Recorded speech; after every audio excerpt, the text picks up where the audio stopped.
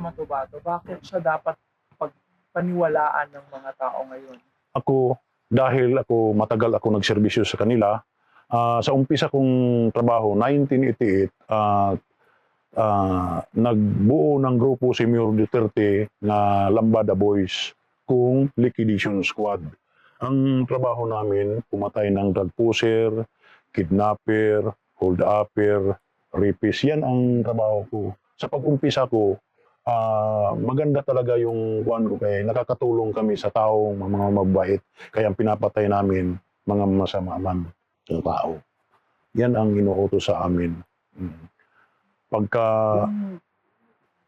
Bago ka pumasok dun sa Lambada Boys, yun yung simula ng Death Squad, yung Liquidation Squad. Nakapatay ka na ba? Wala pa. Dati ako, nag-CHDF 1982. Pagka 1988, kinuha nila ako sa batalyon. Pumunta si Mayor Duterte at saka si Dudong Pagidupon nga police bodyguard niya. Yan ang nagkuha sa akin doon sa Malagos, Kalinan, Davao City. Yung barangay ko sa Tamayong, barangay Tamayong. Bakit kayo ang piniling isama nila?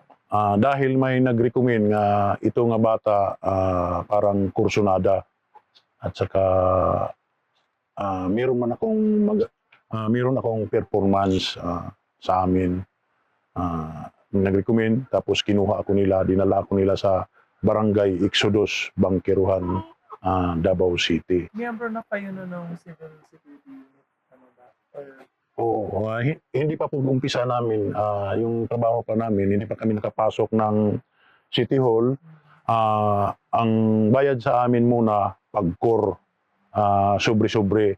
Kung mayroong napapatay kami, pagkahapon, binibigyan kami ng sobre, puro ulo. Wala pa kaming sahod, hindi pa kami in sa gobyerno. Pero pinapatakbo na nila. Paano po kayo nakumbinsi na gumawa ng ganong klaseng trabaho, yung pumatay ng tao? Sa pag-umpisa ko, masaya din ako kay siyempre ang amo ko, mayor, at saka mga kasamahan ko, pulis. So, masasama naman tao ang pinapatay namin. So, parang masaya ako sa pag-umpisa. Sa tingin niyo po tama yung ginagawa? Criminal yung... pinapatay sa umpisa. Paano kayo nimbita? Anong sinabi sa'yo? Edgar, hindi. Yung pag-umpisa, pagkuha sa akin, mayroon daw grupo nga ibubuo ni Mayor Duterte. So, one team lang kami.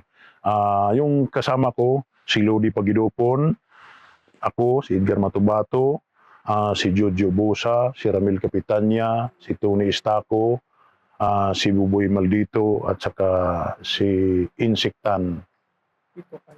Pito kami, one team kami ang umpisa sa Lambada Boys kung liquidation squad sa Davao City sa 1988 na pag-umpisang Mayor si Duterte.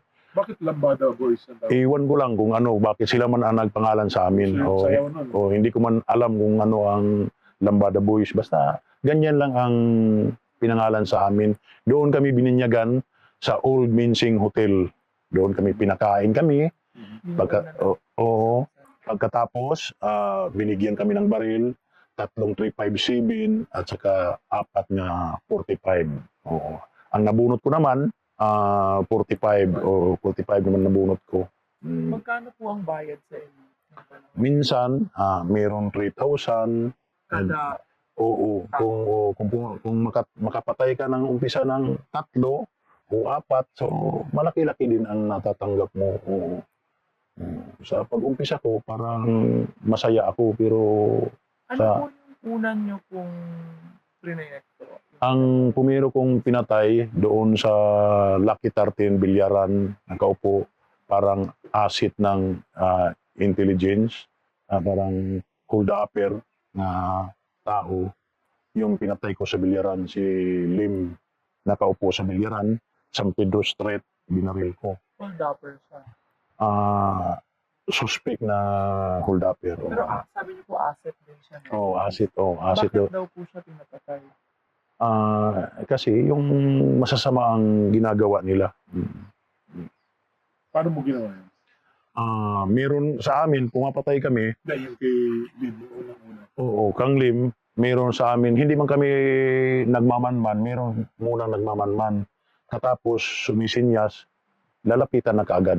Kayo Barilin mo. mismo ang Oo, ako mismo ang bumaril. May Oo. kasama po ba kayong ibang miyembro? Oo, may kasama ako, pero ako lang ang lumapit. Oo. Pinaril mo siya sa likod. Sa ulo.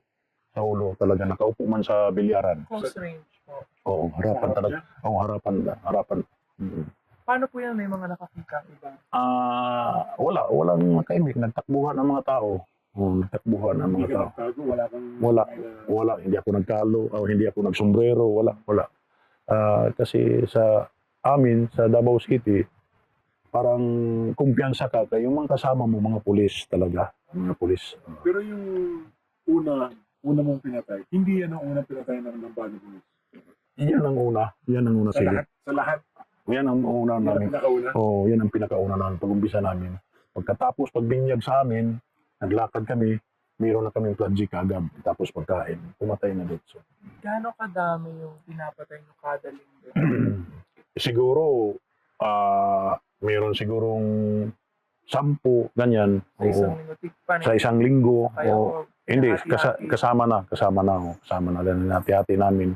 So kung ikaw ang nabubunutan nga, paraging ikaw ang titira, so minsan, i-strike ka ng tatlong tao ang napapatay mo sa isang araw. Paano Oo. po pinipili kung sino yung gagawa ng trabaho? Depende para hindi magdiskumpiyado yung subject, ako, maliit man ako, parang butik mo lang na tao, yan talaga ang lumalapit. O kaya hindi ka nakikilatis na parang hindi lang sa'yo ang target. O, So, yun po ang parang ganun kayo kilala. Kasi oo, kayo yung pinakamaliit sa grupo, oo, kayo yung nakakalapit. nagsusurpan lang, tapos nagsisinilas, tapos loose ang t-shirt. Oo. Yan. Parang hindi halata yung baril mo. Marunong ka nang gumamit ng baril bago ka pumasok sa Lambada Boys. Marunong na ako gumamit. Wala kayong special training, paano... Wala. Okay. Ang training sa amin, actual talaga yung pagbuo ng Lambada Boys. So, Paano po kayo natuto bumaril bago Ah, sa sa city? dahil sa CHDF, pag-umpisa ko. Ilang taon po tumakbo yung Lambada Boys bago siya nakilala bilang Davao Death Squad? Ang Lambada Boys 1988 hanggang 92. 92, yun. Tapos bakit siya ginawang Hanggang dumami na kami, kay may mga river returnees naman na kasama namin, police, river returnees, hanggang pinangalanan kami ni Jun Puras pala nga DDS kung Davao Death Squad. O si Jun Puras pala. At saka si Jun Puras pala at saka si Mayor Duterte, magkasangga noon yan sila. Kaibigan sila. Magkaibigan sila. Oo, dati. Hanggang nag-away sila, parang binabatikos palagi sa media, sa kuhan kay. Yan man si Jun Puras pala, ang pinaka magaling reporter sa Davao City noon. Balikan natin yung unang tanong. Ano? Bakit maniniwala yung tao sa'yo? Posible na totoo nga itong mga sinasabi mo, yung pagbaril sa KBM, yung pagbuo ng Lambada Boys. Pero ano yung pruweba mo na konektado si Mayor Duterte? Kasi si Mayor Duterte talaga ang nagbuo niya ng Lambada Boys hanggang sa DDS. Siya talaga, hindi ka basta-basta pumapatay sa Davao kung walang basbas, walang clearance galing kang Mayor Duterte. Paano dumadating yung basbas? Yung basbas, yung nagdadala sa amin, yung si Arthur Las Cañas. So sa simula pa, nandun na sila Arthur. nandun na. Siya ang nagbuo ng Hindi na. Si Mayor Duterte ang nagbuo talaga ng kuan. Siya ang nagbuo ng Lambada Boys. So yung, sabi mo, yung unang meeting ninyo dun sa lumang Mense Hotel, yun ba si Mayor? Siya. Siya napakain sa amin. So narinig niyo siyang nagsalita na ito yung gagawin niyo, ito yung gusto kong...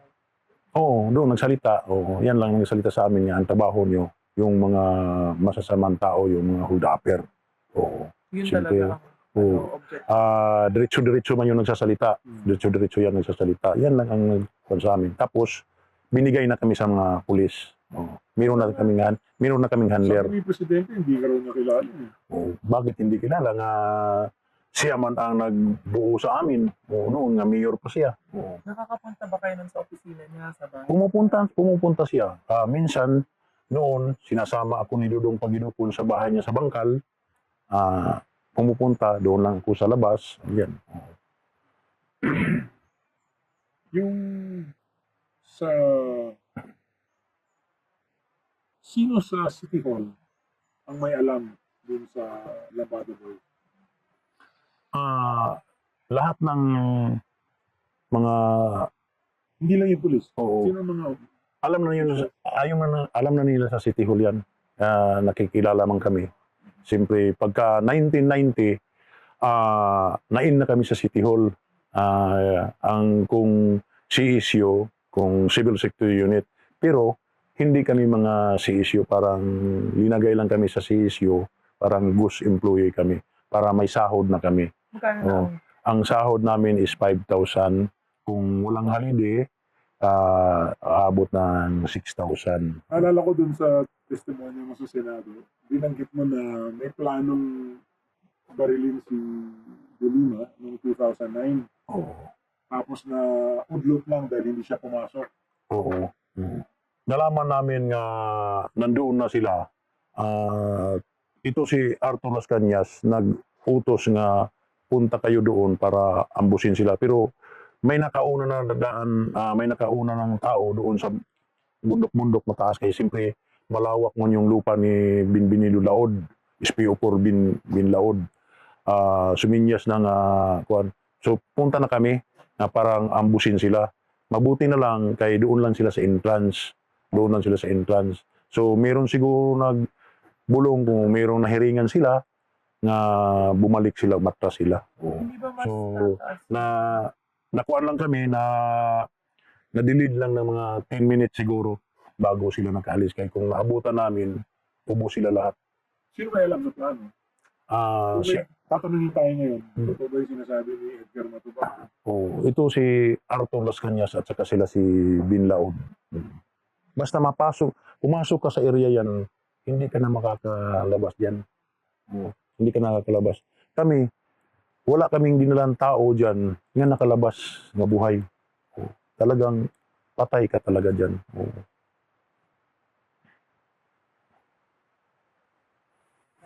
Maraming nagsasabi na parang okay.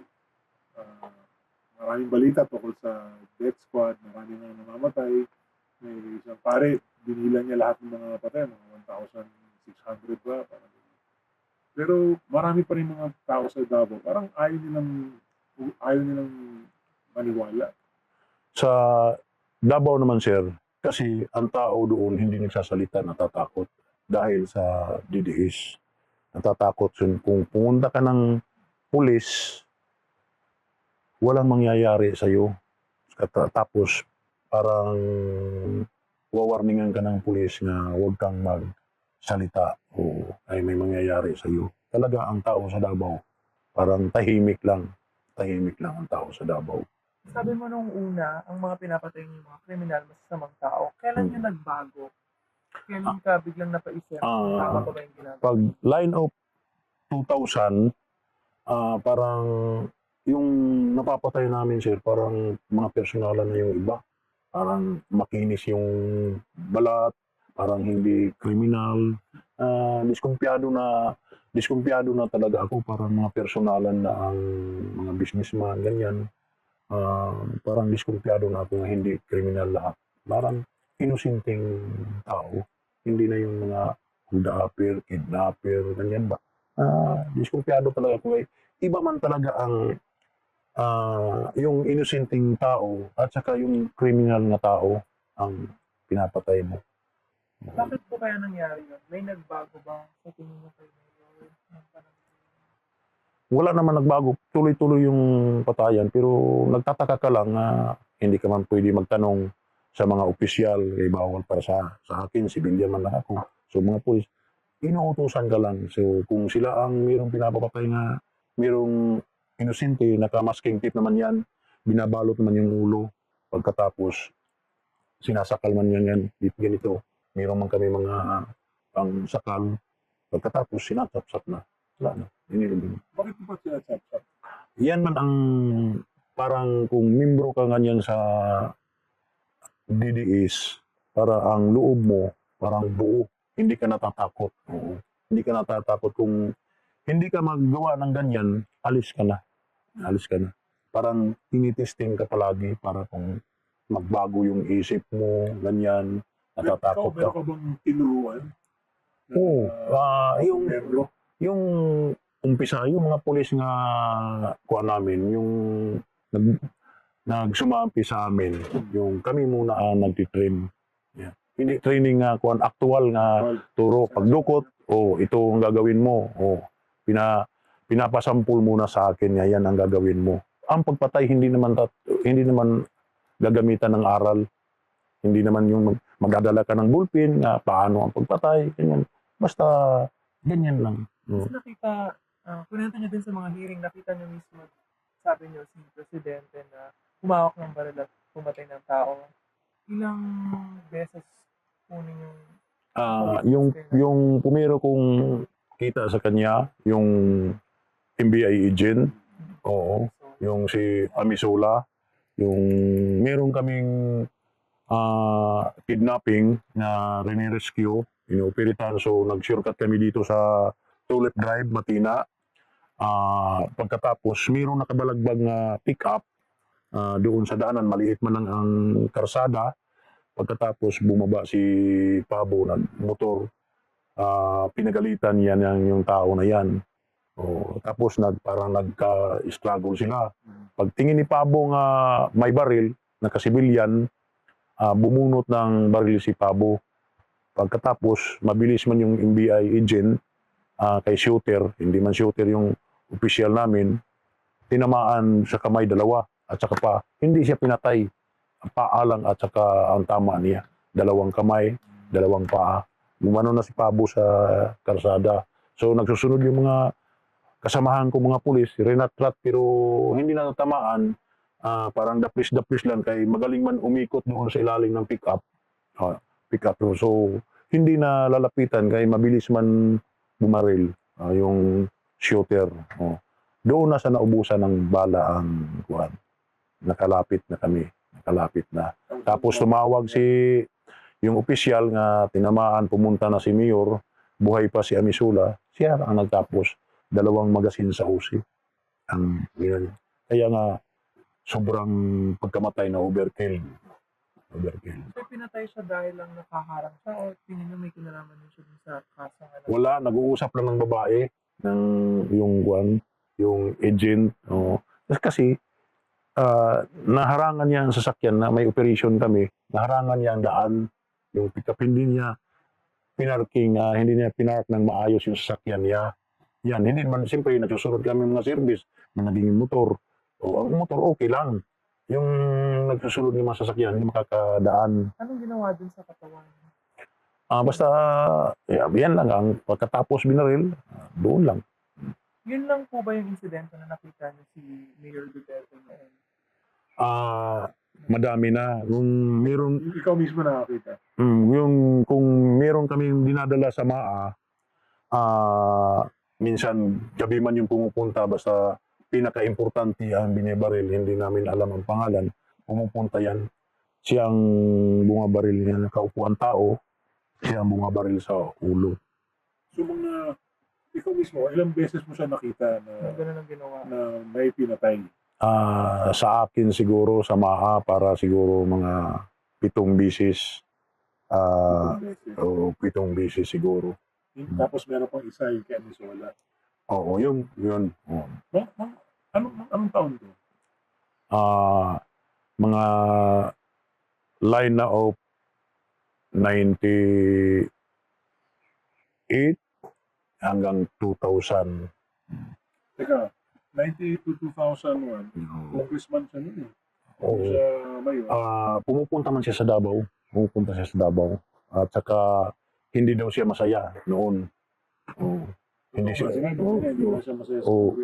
siya masaya. Doon siya sa Davao masaya. So, kahit na hindi siya ang mayor, tuloy Sinusunod pa rin. Sinusunod pa rin. Oo. Sinusunod pa rin. Pero ang mayor at the time, si Di Guzman. Yung dati niya vice mayor. hanggang nagkagalit sila. So, nagkalaban anong sila. alam ni Di Guzman? So, alam si Di Guzman na si Mayor ang pinaka-killer sa Davao. Kay minsan, yung Vice Mayor pa si Di Guzman, yung sasakyan ni Di Guzman, yung pick-up, yan ang ginagamit namin minsan. Tapos, hindi namin pinupunasan may dugo yung pick-up. Alam niya. Oo. Pero, balikan ko lang yan kasi parang bago yan eh. Na ikaw mismo nakita mo si Mayor Duterte pumatay ng 8 beses. No? Ikaw mismo nakakita. So, minsan, yung kay Amisola, ano yan, broad daylight yan, di ba? Pero umaga yun. Hapon yan, di ba? Hapon hanggang Amisula. Oo. 9:00. Tapos yung 7 sa Maa, ito yung sa quarry ni, ano? Binlaod. Pumunta siya ng gabi. Oo, gabi. Hindi man araw yun. Hindi Ikaw man araw. mismo nakakita. Oo, kami. Oo. May kilala ba kayo dun sa mga binaril? Yung 7 binaril sa Maa. Sa amin, hindi. Hindi naman Ano kami. maalala mo dun sa... Puro lalaki ba? May babae? Hindi, mga lalaki. Mga lalaki. Pumupunta yan. Yung driver niya noon, si Shani Buenaventura, yung tinatawag namin nga Little Mayor. Yan ang dumidesisyon. Dalawa lang sila sa Davao City nga dumidesisyon ng peace and order. Si Arthur Las Cañas at saka si Shani Buenaventura. Si Arthur Las Cañas, police officer. Oo. Ito si Shani Buenaventura. SPO4. Retired SPO4. Oo, bago lang. May ideya ba kayo dun sa mga pinatay na? Dun sa 7 pinatay na kung ano ba ito? Mga criminal ba ito? Mga businessmen ba?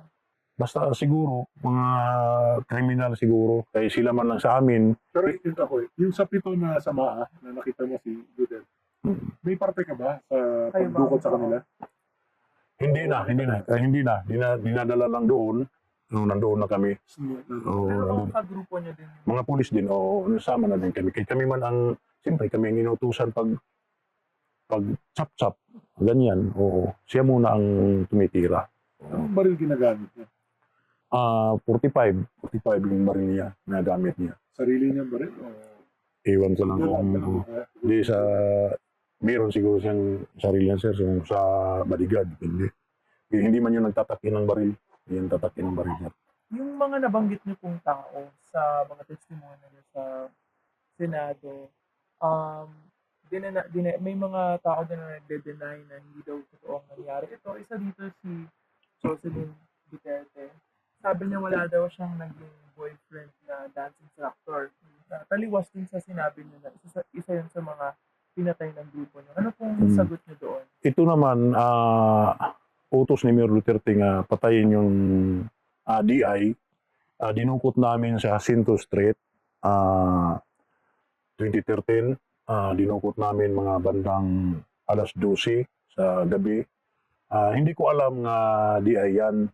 Doon na ko nalaman sa yung van namin High Ace nga DI pala. At saka yung sabi ng pulis, yan ang kasintahan ni Jocelyn na ipapatay ni Mayor Duterte. So ako ang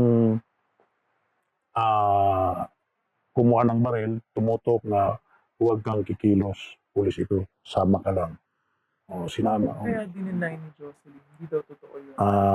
Siguro baka nahihiya kung ano. Basta yan lang ang kuhan ko, tapos dinala namin sa pinatay namin. Magkagalit ba sila noon?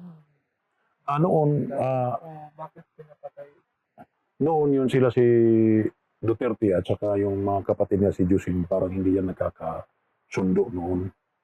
Pero siguro baka si Mayor Duterte, ang isip niya parang pinipirahan yung kapatid niya kay matanda naman. So batang-bata yung DI, macho, parang 24, matangkad na tao. Oo. Basta ang batang-bata yung dancing instructor talaga. Yung mga Nograles din, sabi nila hindi daw totoo na may pinatay sa mga supporter nila o sa mga bodyguard nila.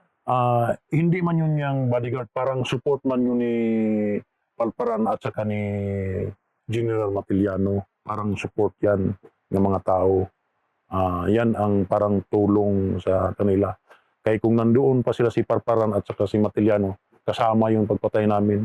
uubusin yan sila. Oo. Nakasabay niyo naman si Palparan dati? Wala sir, wala. Doon lang kay kung Sino naabutan lang yung mga tao lang doon, wala na sila. Pero ito yung sinasabi mo na talaga may ebidensya kasi utang yung... Oo, may ebidensya talaga sir. Oo. Yung meron pa, yung 2002, kinidnap namin si Sally Macdom sa Island Garden City, Samal, sa Piña Plata. Kami ni Capote, Colonel Capote, Arturo Las Cañas, Jim Tan, Binbinido Porong, Aquino Gaston, Junito Ubalis, ako, basta 7 kami nga dumukot sa kang Sally Macdom, yung Pakistani. Ito naman si Sally Macdom, yung live-in partner ko noon, parang magpinsan buo yung live-in partner ko at saka asawa ni Sally Macdom. Ito naman si Sally Macdom, lumapit yung asawa niya sa akin nga badihan mo yung asawa ko, pariner. Basta ito si Sally Macdom, ang sabi ni Arthur Las Cañas, terrorist. Sa akin naman, nagpapabili siya ng lupa na gagawin nga training center. Katulad nito, bundok, yung mura-mura lang, napapabili siya ng mga 100 hectares kung 150, ganyan. Pagkatapos, nagpapabili doon ako hinala na iba talaga kaya nagpapabili naman ng baril. So, akala ko 10 lang, parang 50 ka importin, 50 ka Armalite. Pero sino ang nagpapatay kay Sally Macdom? Utos naman ni Mayor Duterte, kay siyempre terrorisman ang suspect doon. So, ang nagdukot, kami talaga. May tinutulak Tapos, po ba siya? Kasi kayo din yung nakakaalam. oo, Isinumbong. hindi. Yung tinatawag ako ni Arturo Las Cañas kay magsasama ng operation. So, mayroon daw terrorist nakapasok sa Davao City. Pagkatapos, pinos ang picture doon sa blackboard. Nagmi-meeting kami, ginanyan. Sabi ko, ito naman ang kasama ko. Ako ang nagbabadi. O kung sabi niya, nagbibiro ka lang siguro. Sabi ko kung Arturo Las Cañas, yung amo ko, 20 years tayo nagsama, sir. Hindi ako nagbibiro. Kung gusto nyo, sundan ninyo ako bukas kay makikita kami dahil sa bayad ng baril. Bayad ng baril. Makikita kami sa Island Garden City, Samal. So, gabi pa, nandoon na sila. Umuwi naman ako sa bahay. Nagtagpo naman kami sa alas 6 ng umaga. Nag-order ako ng kape. Inorderan ko, dumating siya. Tapos hindi siya nakainom ng kape na ganyan lang. Lumapit na sila Arthur. Pero kilala ka ni Pulong? Oo, kakilala. Oo. Nung nga ang tawag sa akin, yung pinapatay niya last, yung kagalit niya sa Eculan Gasoline Station, tumawag siya sa amin nga meron akong tao na galit patayin niyo. Dinukot namin. Dinala muna namin sa budiga ng Gaisano sa may Marpore. Tapos dumating siya. Kayo na ang bahala nung. At saka nandoon man si Arthur. Siya, ito talaga. So siya ang nag-utos, pero hindi siya ang pumatay? Hindi, kami na. Siya ba, may insidente ba kayong nakita na siya ang pumatay katulad niya? Wala. At saka yung 2013, mayroon pa siyang gagalit nga sa Dika Home, Subdivision, Davao City.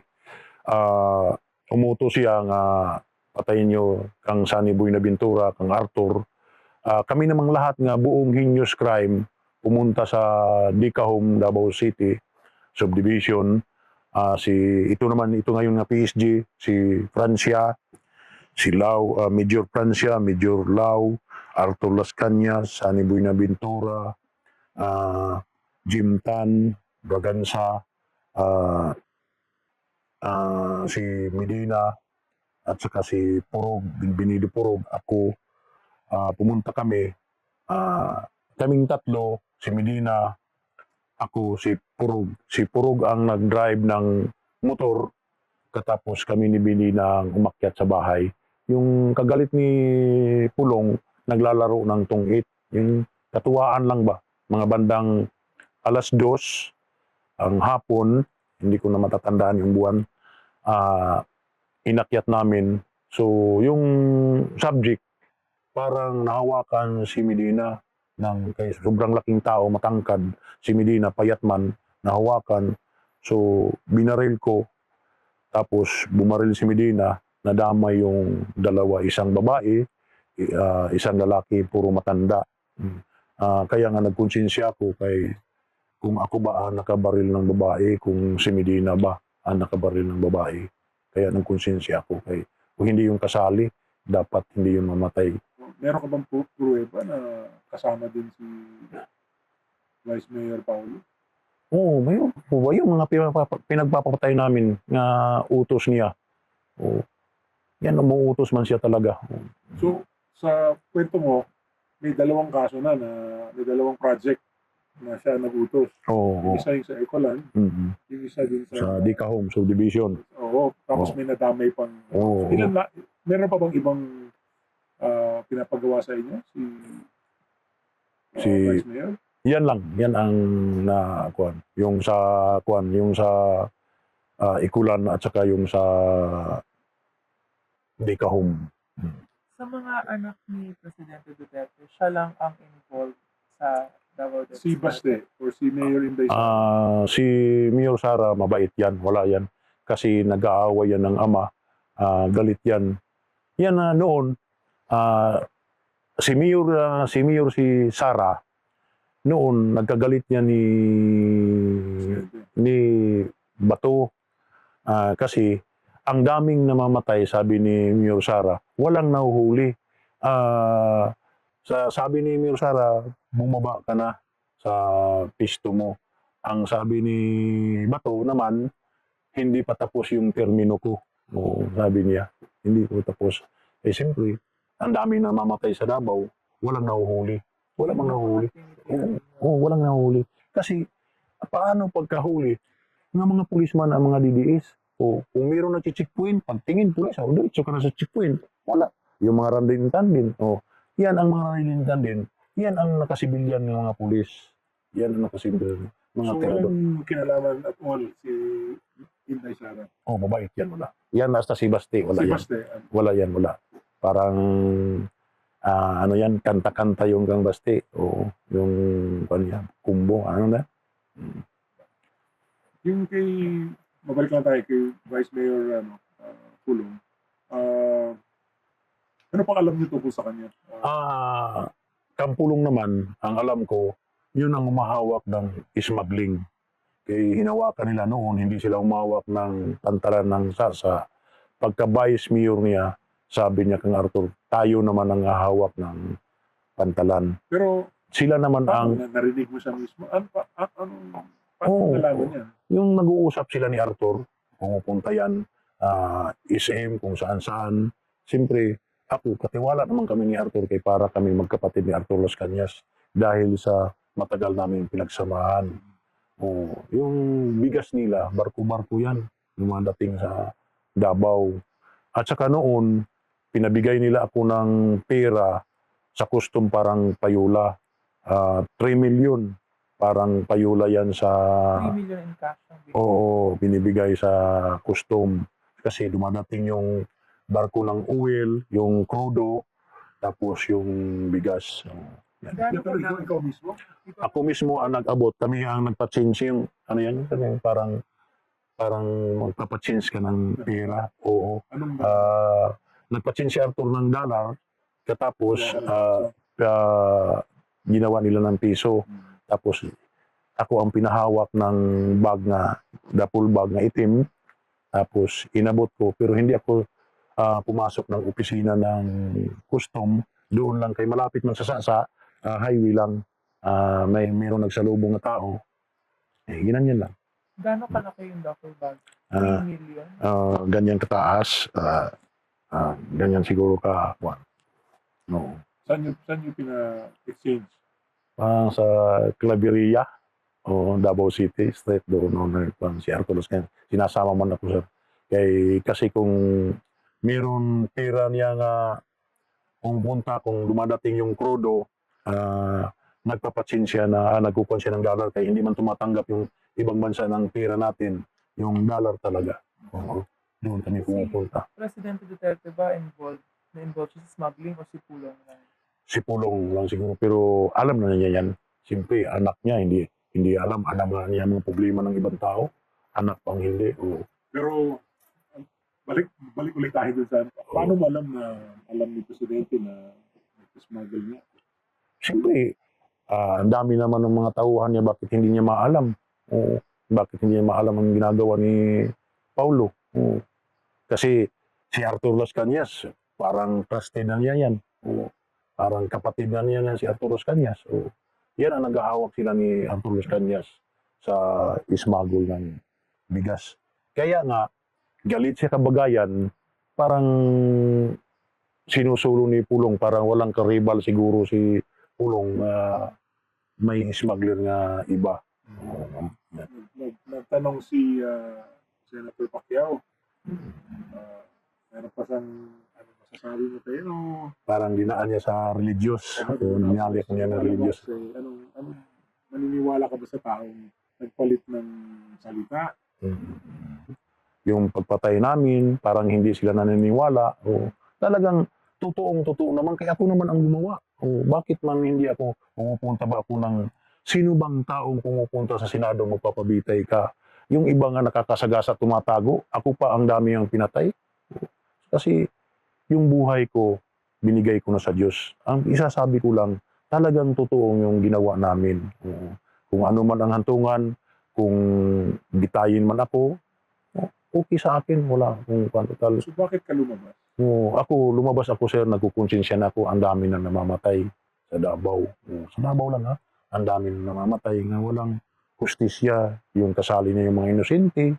Katulad nung 3 binata nga mga dalaga nga babae, 17, 18, 20, ata yung mga edad niya, kinuha namin sa Barangay Obrero, sa apartment, na sabi ng pulis kasamahan ko nga drug pusher daw. So ako ang pumasok ng kwarto, wala akong nakita miski isa. Tapos kinarga namin sa aming service ng FX, pagkatapos piniringan, pagkatapos doon namin dinala sa San Rafael Village.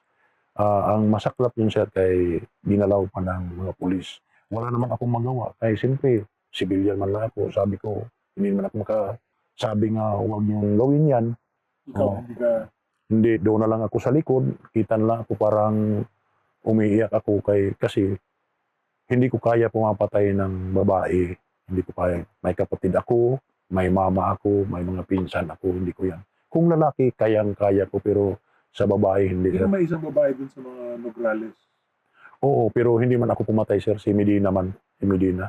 Kaya dalawa man kami sa bangka. Ako ang nagbubugsay, siya ang taga-saksak. Tapos linagyan na namin sa nila Arthur ng mga hollow block. So kakarga namin sa laod, tapos itatapon na. Sinaksak, tapos tinapon namin. So si Nanay Suling, doon napadpad sa Davao del Sur. Yung isa naman, doon sa beach ni Antalan mismo, Roger Antalan. Sa Barangay Panggubatan, Kaputian District, Island Garden City of Samar. Itong cardboard na ito, ginagawa namin yan, yung karton, kung puser ka, puser lang. Kung hold upper ka, yan lang ang nilalagay. Hindi katulad dito sa Maynila nga, huwag niyo akong tularin, puser ako pinahaba. Di ba?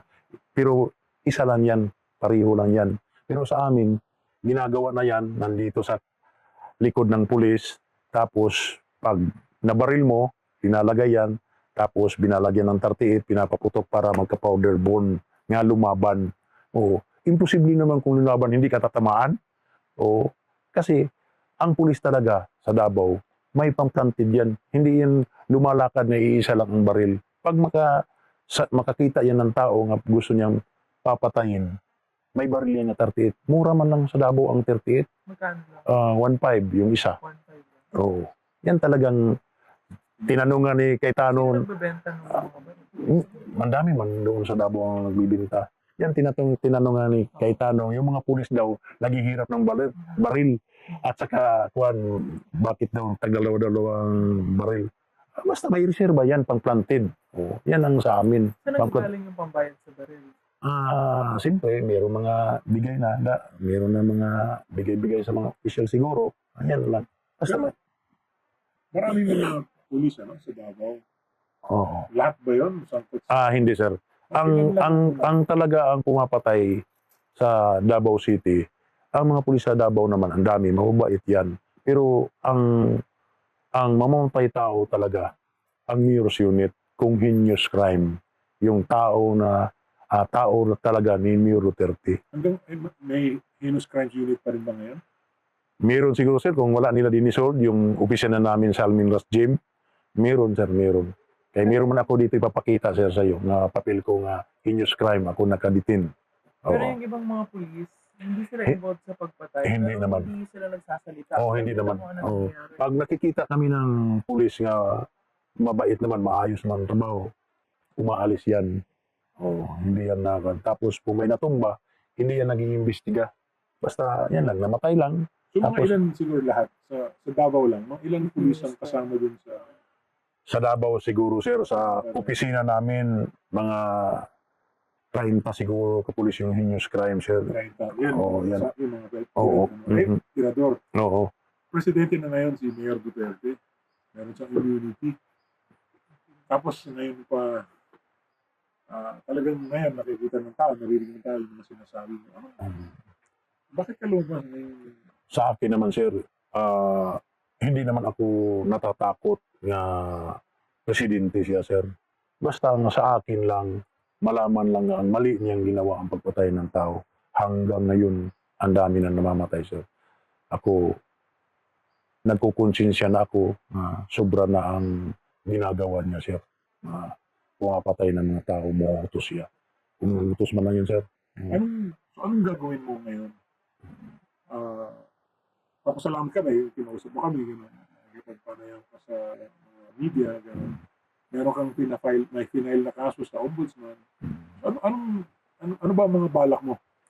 Basta ako, itutuloy ko rin yung pag-file ko ng kaso sa mga kasamahan ko, mga pulis ko, para makita nga totoong-totoo talaga sir, yung sinasabi. Oo, yung mga kasama ko sir, oo, mga kasamahan ko talaga.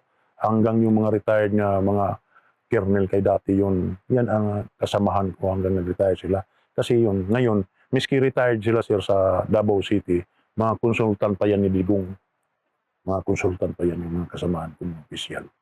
Sinasabi niyo po hindi kayo natatakot kay Presidente, pero may time na nagtago din kayo. Diba? Oo. Ako, dapat lang ako tumago muna para matapos lang itong problema ko. Para muna, bago naman ako mamatay, matapos muna yung masintensyahan muna. Lahat ng alam mo, nasulat mo na? O nakwento mo na? Nakwento ko na sir, nakwento So, ko na. Kahit ano man mangyari sa'yo, may documentation pa rin, nandun pa rin sa... Oo sir, oo. Lahat-lahat sinabi ko naman. Basta yung totoong-totoo lang ang sinasabi ko, hindi yung magsisinungaling ako. Paano magsisinungaling ako nga ako man mismo ang gumawa sir, ako man inutusan. Siguro, sa personal ko lang, mga mahigit siguro mga 50 katao yung napatay ko. Pero nagsisisi naman ako. Miski hindi ko yun mga personal, inutusan lang ako. Pero tao pa rin sir, hindi yan hayop, hindi yan manok ko. Kasi kung papagbayarin din ako, pilit kung tatanggapin sir. Siyempre naman kung ano ba ang isintensya sa akin sa gobyerno, tatanggapin ko rin sir. Tao yan, dapat pagbayaran yan. Pero yung mga susunod mo hakbang, mukhang doon na sa mga pag-file ng kaso. Oo sir. Wala ka nang iniisip na dapat lumabas ka sa Senado, kailangan mo kumbinsin yung mga senador. Basta sa akin sir, hindi na kailangan na kumbinsihin ko sila. maniwala man sila sa akin at saka hindi, basta totoo yung sinasabi ko talaga. Total, hindi man sila nakasama ni Duterte, ako ang nakasamang matagal. O magkasama kami doon sa Davao. Ngayon lang sila nagkakilala nga presidente na si Duterte. Yan. Sinubukan po ba kayong kontakin ni Presidente Duterte o sino man na nasa grupo ninyo noon? Wala naman, pero talagang pinapahabol nila ako. Gusto nila akong patayin para hindi na ako makagsalita. Nakaka-receive kayo ng mga death threats? Oo. Yung doon ako sa DOJ, mayroong 2 tao bago ako umalis. Nahuli lang sila, nakaalis na ako. 2 nakamotor, hinahanap na ako. Pero alam ko yan, mga kasamahan ko na yan. Kaya nagtanong naman doon sa ISOG, yung gwardiya ng DOJ, gwardiya sa akin, nga mayroong bang maliit nga tao, maitim, bisaya nga tao daw. Tinanong, ang natanungan yung gwardiya doon sa akin. Hindi pa kayo lumalantad noon? Hindi pa. Doon pa. Apply pa lang kayo ng Oh. witness protection program. Hindi, lumabas din ako nga, hindi ako kusa akong lumabas. Kaya alam ko na kung maumupo na siya, talaga akong papatayin din ako. Alam ko na. Kaya nga, may pumunta ng 2 doon sa bahay namin, yung safe house namin. Hindi ka naman nagkukulang sa suporta. Marami naman. Meron naman tulong sa akin. Tulong sa akin. At saka yung tulong, nagpapasalamat naman ako, sir. Yung tulong sa akin ng mga pare. Talagang, Nabanggit mo nga sa Senado. pare man yun. Simbahan. Simbahan naman ang tumulong sa akin. Mga pare naman. Talagang, Nahirapan ka bang kumbinsin yung mga pare? hindi naman. Hindi naman basta ako, nagsasabi lang ako ng totoo, sir. Totoo. Nagpasalamat din ako sa mga pare nga tinulungan din ako nila sa akin. Para makuha yung problema ko. Hindi ako nag-iisip na makapira. Ang sabi nila nga binayaran ako ni Ma'am Dilima. Parang wala akong natanggap miski kusing. Hindi nga ako tinulungan na ni Ma'am Dilima nandoon pa sa DOJ. Bakit ako babayaran niya? Kasi yung nangyari sa akin, sir, 2014, pinatay si Richard King. Pinatay si Richard King, yung businessman. Pagkamatay, June 12, 2014, hinuli ako June 19 ng gabi, alas 10 ng gabi. Kasi ako na ang pinupulgay nga kumatay kang Richard King. Ko, paano nga ako nagpatay nga, umalis na ako pagka DDS 2013. Pinupulgay na ako, pinapasama yung asawa ko na isama mo, kayang sabi ni Mayor Duterte nga may operation kayo ng drug sa barangay Tibungko. Sa tagal ko sa serbisyo, naisip ko nga iba na talaga, salvage talaga kay bakit isasama ko yung asawa ko na wala yung nalalaman ng trabaho ko. Yan ako nagtaka. At saka hindi ako sumama ng mga kasamahan ko. Mga kasamahan ko talaga ang pumunta sa bahay. Madami sila. Tapos hindi ako sumama. Merong station commander na mabait yung pumunta sa bahay. Sabi niya, may invitation si Director Danao sa iyo. Sama ka lang. Sumama ako, sir, kay siyempre, mabait. At saka hindi ko alam kung ano ang problema ko. Wala man akong problema. Doon ko lang nalaman nga, pinagbibintangan lang nga ako na ang pumatay kang Richard King. Doon na binugbog nila ako, tinorture na nila ako, tinusok na ako ng baril. Ito pa, dumudugo pa yung puwit ko hanggang ngayon. Pinapaoperahan ito sana, pero malaki-laki ang bayad, parang 100,000 ang operasyon. Hindi na tuloy yung operasyon namin. Yung tokhang na nangyayari ngayon, doon yung nag-umpisa sa Davao City yung tukhang. Oo. yung sinasabi kasi nila, yung mga vigilante groups daw, yung mga nagsisalvage, mga pulis din yun. Ganun din ba yung ginawa niyo sa Davao noon? Siyempre, doon yung nag-umpisa. Yung tukhang naman, kasi bago yan ikaw nag-surrender ka, bago yan pinapasok ka, kakonsabo na yung barangay captain. Ang barangay captain ang nag-aalam sa lugar niya. Tapos nagtitik siya ng pulis, nandito na yung tao. Tapos pinapasok na ng mga randay ng time din. Yun. Hindi yun nag-iiniforme nga pulis. Walang civilian na kumakayang pumupunta lang ng barangay na mamaril. Hindi yan kaya. At saka mahuhuli ka. Nahuhuli nga ang nagsasaksakan, yung nagsusuntukan, yung pang hindi mahuhuli yung nababaril. Paano pagka huli yan nga, pulis man ang tumatrabaho. Pulis talaga ang tumatrabaho. So ako, matagal-tagal akong eksperyensyado yan. Miski ako wala akong grado, yung natuto lang akong pumatay ng tao. Yan lang talaga yung natutunan ko. Sir, ano po ang mensahe niyo sa publiko, lalo na yung mga kung may question dun sa mga paratang ninyo, nagsasabi na baka hindi kayo nagsasabi ng totoo. Sa akin naman, miski hindi sila maniwala sa akin, talagang totoo naman ito. Nakikita naman ang sobrang dadaming namamatay. Ngayon, intero Pilipinas na, noon Davao City lang. Nakikita mo ngayon. Pero ang masakit lang dito, ang mga malalaking mga drug pusher hindi namamatay. Yung namamatay talaga, mga maliliit lang, yung nakasinilas lang. Tulad ng pinapatay namin sa Davao.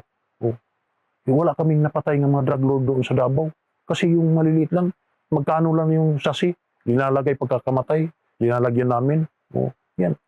Pero yung mga drug lord ng mga Chinese, walang namamatay sa Davao.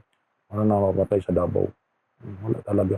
Wala kaming napatay na mga drug lord. Wala.